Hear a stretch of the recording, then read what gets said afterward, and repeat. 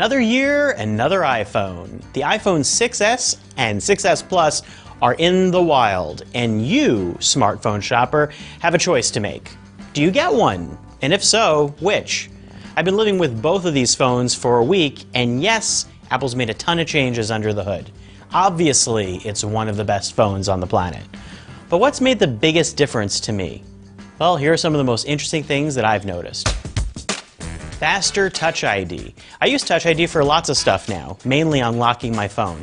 Apple's not kidding that Touch ID is faster. In fact, it's so fast that I usually can't even see my lock screen. It feels instant. Speed, speed, speed. Yes, there's a faster A9 processor inside. But the speed really comes through when you're switching apps, jumping back and forth to do things. The new phones remember older apps better thanks to having more RAM.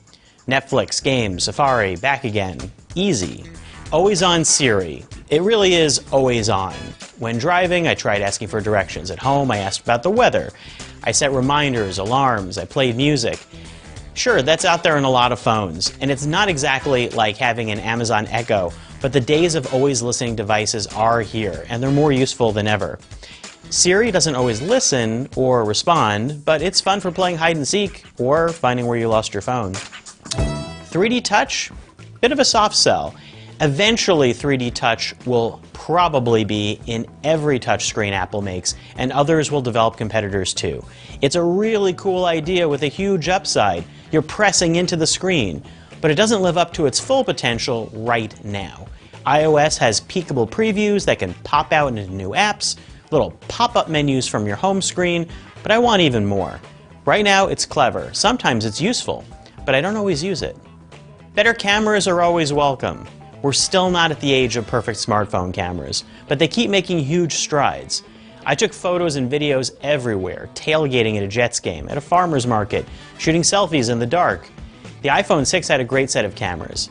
The 6s rear camera is a bit better, but the selfies are miles better, and the new built-in flash works really well. Live photos are like GIFs with audio. They can feel like little motion memories, but until Twitter, Facebook, and all the other apps let you share them, I'm not sure what I'm going to do with them. At least they're there as a backup in case I forgot to shoot any videos, which is most of the time.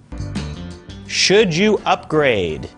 It's a similar feeling phone to last year's 6, for most cases. And if you have one of those, you don't really need one of these yet, unless you're in a plan that's already set you up to get a new phone. In which case, go for it. There's enough that's new here to easily justify a $100 price difference versus last year's phones. Just don't expect a lot of obvious changes that are going to feel that different in everyday normal use. And 6S or 6S Plus? I get asked this all the time. I like the features of the Plus a lot. More battery, bigger screen, stabilization for clearer photos, smoother video. But I don't like the size. I wish the regular 6S had some of these features. I'd say go with the 6S, unless you're a pro user. Then